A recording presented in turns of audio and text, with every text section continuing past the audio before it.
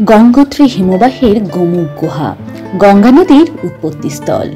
গঙ্গোত্রী থেকে বহমান গঙ্গা বহু দুর্গম পথ অতিক্রম করে এসে পৌঁছায় হরিদ্বারে। কিছুক্ষণের অপেক্ষা, তারপর আবার যাত্রা শুরু সমতলের উদ্দেশ্যে। আগে ঋষিকেশে দুটো ঝুলা ছিল, এক লক্ষণ ঝুলা, দুই রাম ঝুলা। বর্তমানে এখন এই রাম ঝুলা আছে, লক্ষণ ঝুলাকে ভেঙে দেওয়া হয়েছে এবং তার জায়গায় তৈরি হয়েছে জানকী ঝুলা। হরিদ্বারের মনোমুগ্ধকর গঙ্গারতি, ঋষিকেশে ত্রিবেণী ঘাটে মঙ্গলদ্বীপ ভাসানো, আর উত্তরাখণ্ডের নৈসর্গিক প্রাকৃতিক দৃশ্যকে চেটেপুটে উপভোগ করা।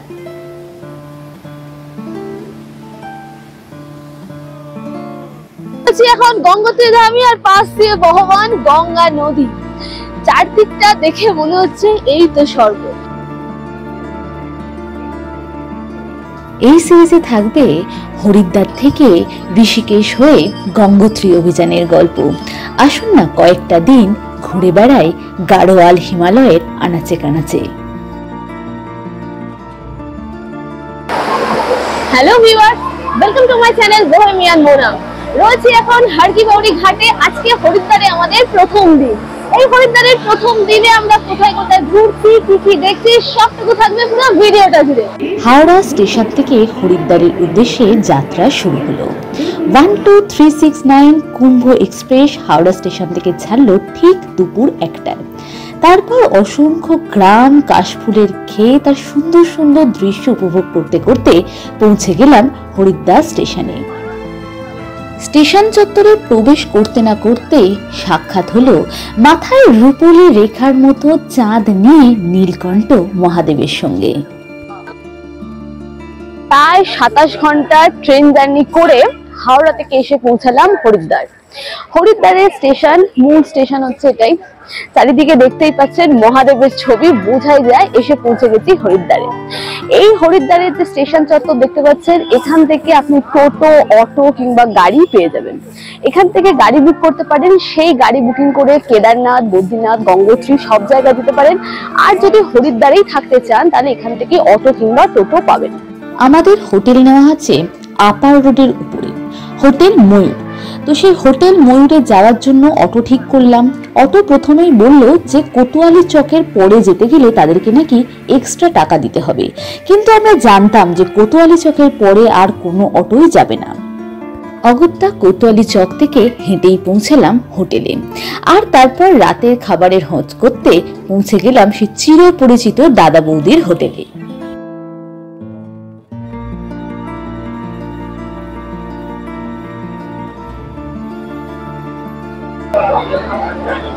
হরিদ্বারে এসে আমাদের প্রথম দিনে ট্যুর শুরু হচ্ছে এই মনসা দেবী মন্দিরকে কেন্দ্র করে। মনসা দেবী মন্দিরের গেটটা তো দেখিয়েই দিলাম। এই রাস্তা দিয়ে এগিয়ে আসলে আপনারা দুটো ওয়ে পাবেন। একটা ওয়েতে গেলে রোপওয়েতে যাওয়া যাবে এবং আরেকটা দিক থেকে গেলে আপনারা ট্রেক করে উঠতে পারবেন। এই যে জায়গাটা আমি দাঁড়িয়ে আছি সেখানে হচ্ছে রোপওয়ে টিকিট কাউন্টার। ওই দিকে আছে ropeway ticket counter, ropeway chart, মানে কত দাম কি নেবে সেই পুরোটা আমি দিয়ে দেবো ডেসক্রিপশন বক্সে। আর এই দিক থেকে আমরা যে রাস্তাটা ধরে যাব, এই রাস্তাটা যাচ্ছে পায়ে হেঁটে যাওয়া ছিল। চলুন আজকে আপাতত মনসা দেবী মন্দিরের থেকে ট্রেক শুরু করা যায়। এই হলো হরিদ্বারের রোপওয়ে টিকিটের কাউন্টার। এখান থেকে যেরকম আপনারা মনসা দেবী মন্দিরের জন্য টিকিট পাবেন, সেই রকম চণ্ডী দেবী মন্দিরের জন্য একসঙ্গে কম্বাইন প্যাকেজও পাবেন। এই যে লাইনটা দেখতে পাচ্ছেন, এই পুরো ভিড়টা হচ্ছে রোপওয়ের ভিড়। এখান থেকে বাম দিকে গেলে রোপওয়ে যাওয়ার রাস্তা পাওয়া যাবে। আর এই যে রাস্তাটা যাচ্ছে, এই রাস্তাটা সোজা যাচ্ছে মনসা দেবী মন্দিরের দিকে। মনসা দেবী মন্দিরের দিকে যে রাস্তাটা পায়ে হেঁটে যাচ্ছে সেটা হচ্ছে এই গলি রাস্তা, এবং এখানে অসংখ্য সিঁড়ি আছে। পুরো যাত্রাপথটা কিরকম সেটা তো দেখাবোই। আপাতত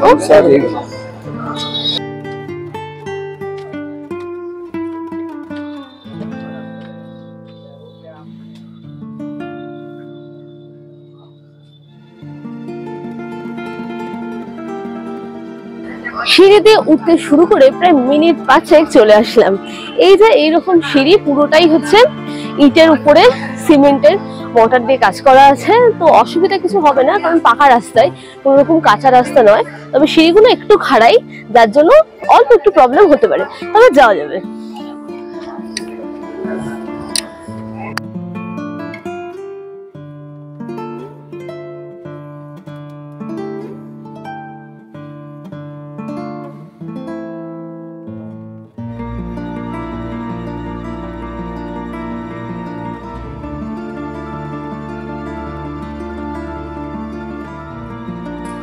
বেশ খানিকটা সিঁড়ি দিয়ে ওঠার পরে এরকম একটা সমতল জায়গা পেলাম, যেখানে সামনেই রয়েছে একটা হনুমান মন্দির এবং এখান থেকে রোপওয়ের পাতটা খুব ভালোভাবে দেখা যাচ্ছে, মানে কিভাবে দুটো রোপওয়ে একসঙ্গে ক্রস করছে, একটা নামছে আর একটা উঠছে। আর এই হলো মনসা দেবী মন্দিরের একটা গেট, যেখান থেকে আমরা আরো উপরের দিকে যাব।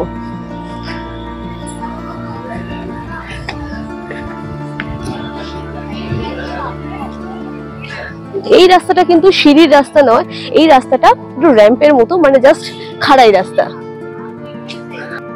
হেঁটে যাওয়ার রাস্তা এরকম বেশ কিছু জায়গায় রোপওয়ের সঙ্গে মিলিত হয়েছে, কারণ মাথার উপর দিয়ে যে রোপওয়ের তার আছে, রোপওয়ের ওয়্যার দিয়ে রোপওয়ে গুলো যাচ্ছে, আর আমরা হেঁটেও যাচ্ছি সেই রাস্তা দিয়ে।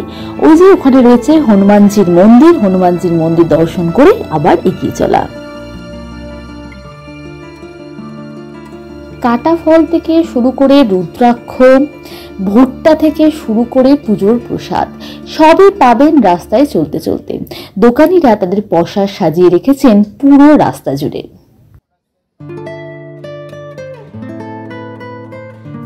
আবার কিছুক্ষণের জন্য থমকালাম।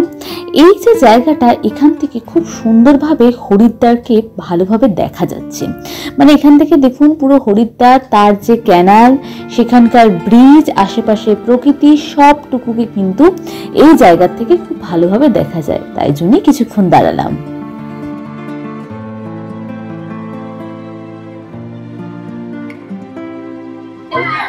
প্রায় আধ ঘন্টা রাস্তা হেঁটে, কিছুটা সিঁড়ি দিয়ে এবং কিছুটা রাস্তা চড়াই রাস্তাতে উঠে এসে গিয়েছি মনসা দেবী মন্দিরের কাছে। যদিও বা একদম মন্দিরের সামনে এখনো আসেনি, মন্দির আরো বেশ কিছুটা উপরে। তবে এই যে জায়গাটা, এখানে মন্দিরে যাওয়ার জন্য প্রসাদ, তাছাড়া যদি কেউ হনুমানদের কিছু খাবার দিতে চান, কারণ এখানে প্রচুর হনুমান মানে আশেপাশে দেখতে পাচ্ছি, তো সেখান থেকে এগুলো কিনতে পারেন। আর আরো অনেক দোকান আছে, চলুন যাওয়া যাক।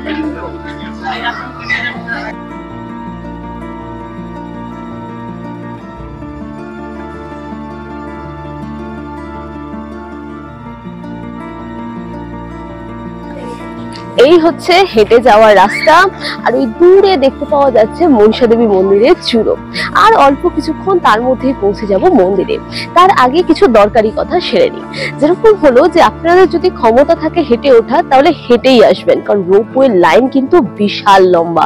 মানে রোপওয়ের জন্য যদি আপনাদেরকে ওয়েট করতে হয়, তাহলে 2-2.5 ঘন্টা তো লেগেই যাবে, বা তার বেশিও লাগতে পারে। আর যদি কেউ হেঁটে ওঠেন, তাহলে উঠতে মোটামুটি আধা ঘন্টা, নামতে 15 মিনিট, আর 15-20 মিনিট পুজো দিতে তো ঘন্টাখানেকের মধ্যে আপনাদের পুরো জার্নিটা কমপ্লিট হয়ে যাবে। যদি রোপওয়েতে আসতে চান শুধুমাত্র মনসা দেবী মন্দিরে, তো তার জন্য ভাড়া পড়বে 199 টাকা। চণ্ডীদেবী মন্দিরের জন্য আরো একটু ভাড়া বেশি। চণ্ডীদেবী মন্দিরে যেতে হলে এখান থেকে ট্রান্সপোর্টের ব্যবস্থা আছে, এবং ওখানে গিয়ে আবার রোপওয়ে করে যেতে হবে। তো এই হচ্ছে পুরো জার্নি, চলুন যাওয়া যাক। এই মনসা দেবী মন্দিরটি হিমালয়ের দক্ষিণতম পর্বত শৃঙ্খল শিবালিক পাহাড়ের বিলওয়া পর্বতের উপরে অবস্থিত। বিলওয়া তীর্থ নামেও পরিচিত এই মন্দিরটি হরিদ্বারের পঞ্চতীর্থের একটি। মনসা দেবী মন্দির একটি সিদ্ধপীঠ। এটি হরিদ্বারে অবস্থিত এরকম 3টি পীঠের মধ্যে একটি। অন্য দুটি হল চণ্ডী দেবী মন্দির এবং মায়া দেবী মন্দির।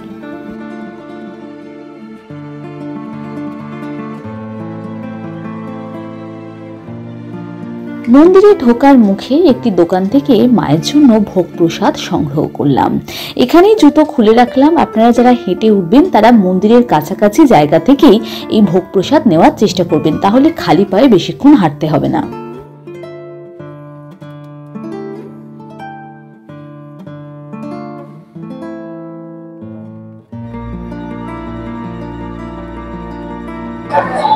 এই হচ্ছে মনসা দেবী মন্দিরের মূল প্রবেশদ্বার, এন্ট্রান্স। মানে পুরো রাস্তা হেঁটে আসার পরে এই মন্দির, এই গেটের সামনে দিয়ে লাইনটা দিতে হবে।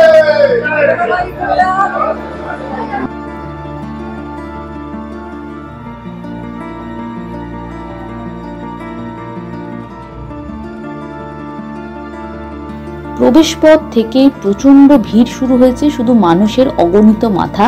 আর তার মাঝেই মানে অতি কষ্টে পুজো দেওয়া শেষ হলো আমাদের।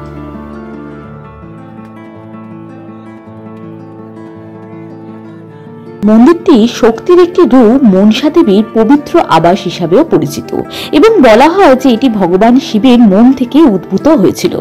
মনসাকে নাগবাসুকের বোন হিসাবেও গণ্য করা হয়। তিনি তার মানস অবতারে ভগবান শিবের কন্যা বলে অভিহিত করা হয়।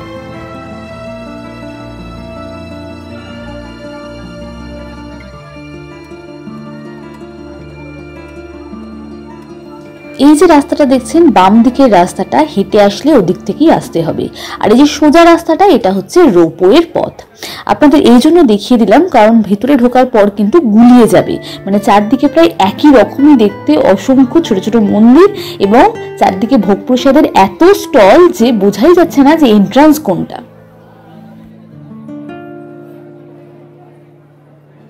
এই হচ্ছে রোপওয়ের জায়গা, মানে মনসা দেবী মন্দিরের কাছে যেখান থেকে আপনারা রোপওয়ে চড়ে আবার নিচে নামবেন, সেটা হচ্ছে এই জায়গাটা।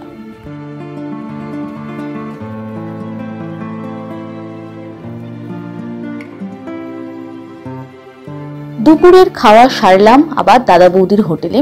হরিদ্বার মানে পুরো নিরামিষ, কিন্তু এই নিরামিষের মধ্যেও একটা অদ্ভুত মাধুর্য আছে। তো খাওয়া দাওয়া শেষ করে এবার বিকেল হতে না হতেই বেরিয়ে পড়েছি হরকি পৌড়ি ঘাটের দিকে, কারণ এখন গঙ্গা আরতি দেখার সময়।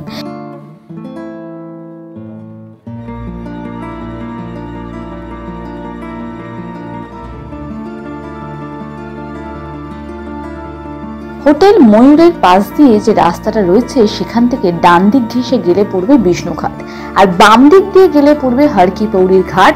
এই হরকি পৌড়ি ঘাটের দিকে যাওয়ার রাস্তায় দেখতেই পাচ্ছেন প্রচুর দোকান, মানে হেন কোনো জিনিস নেই আপনি এখান থেকে পাবেন না। সে কসমেটিক্স বলুন, সে পুজো সামগ্রী বলুন, সে পেতল কাঁসারের দোকান বলুন বা খাবার দোকান, মিষ্টির দোকান, প্যানার দোকান, এগুলো তো অগণিত রয়েছে। তার সঙ্গে সঙ্গে ঘর সাজানোর জিনিস, শাক, এছাড়াও মানে বিভিন্ন জিনিস, কত রকম যে জিনিস দেখে শেষই করা যাচ্ছে না।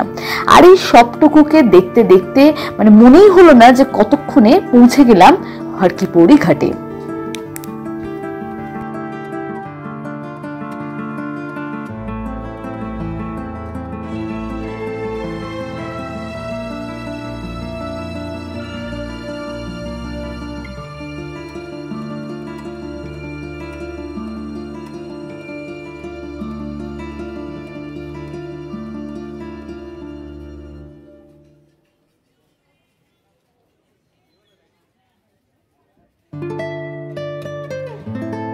চলে এসেছি হরকি পৌড়ি ঘাটে। সামনেই দেখতে পাচ্ছেন একটি ব্রিজ রয়েছে, তার মাথাতে দুখানা ধনুকের মতন শিখ রাখা রয়েছে। তো এই যে ধনুকের মতন দেখতে ব্রিজটার নামই হচ্ছে ধনুষ ব্রিজ।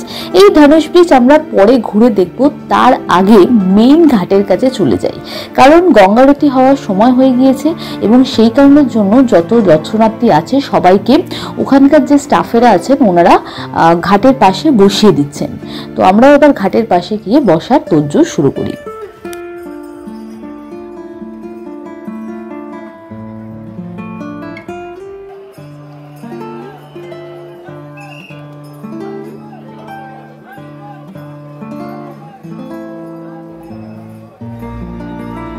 এখন রয়েছে হরকি পৌড়ি ঘাটে। হরকি পৌড়ি ঘাটে কেমন ভাবে গঙ্গা আরতি হয় সন্ধ্যের সময় সেই সবটুকু দেখাবো পুরো ভিডিও জুড়ে। সঙ্গে থাকুন এবং দেখতে থাকুন। দেখতেই পাচ্ছেন যে এখন আপাতত গঙ্গার কত স্রোত। মূলত এই সময়টাই কিন্তু এইখানে যে গঙ্গার জল আছে, মানে বেসিক্যালি এটা তো একটা আর্টিফিশিয়াল ক্যানেল, এই আর্টিফিশিয়াল ক্যানেলের জলটা কিন্তু এই সময় বন্ধ থাকে এবং এই সময় পরিষ্কারের কাজ হয়। কিন্তু যেহেতু গঙ্গা আরতির সময়, সেই কারণের জন্য এখন কিন্তু জলটাকে ছাড়া হয়েছে এবং প্রচন্ড স্রোত আছে। তো দেখা যাক যে কতটা ভালোভাবে আমরা আরতি দেখতে পারি, কতটা ভালোভাবে আপনাদের আরতি দেখাতে পারি।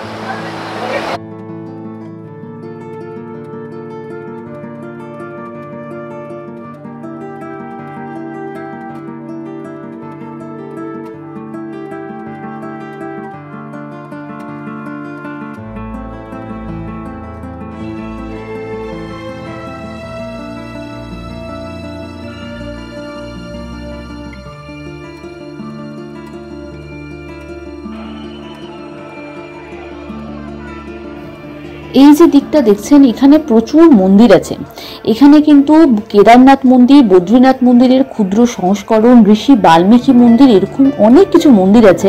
তো একটা দিন আমরা শুধু এই ঘাটটাকে ঘুরে দেখব, কারণ হর কি পৌরি ঘাটেই এত কিছু দেখার আছে যে একবেলাতেও শেষ করা যায় না।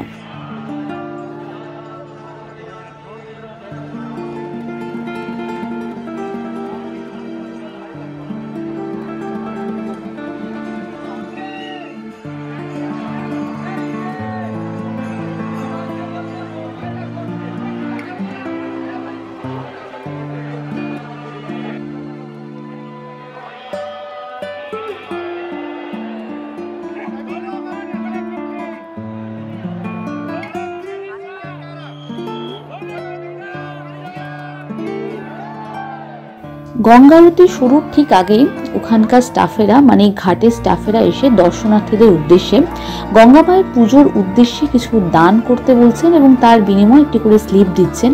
100, 500, 1000 এরকম অ্যামাউন্টের স্লিপ আছে। তো আপনারা যদি কেউ কিছু দান করতে চান তো স্লিপটা নিতে কিন্তু ভুলবেন না।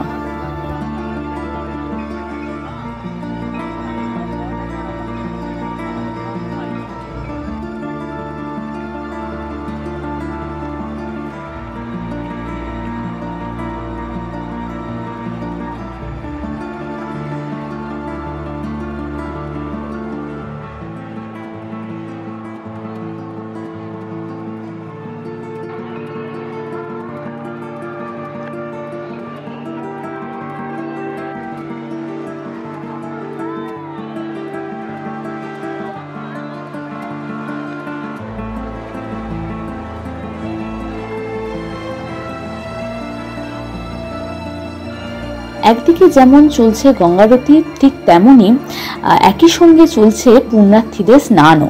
এখানে এখন ক্যানালের জলটাকে ছাড়া হয়েছে, আর সেই জন্য এই সন্ধেবেলাতেও সবাই কিন্তু গঙ্গা স্নানে ব্যস্ত হয়ে পড়েছেন।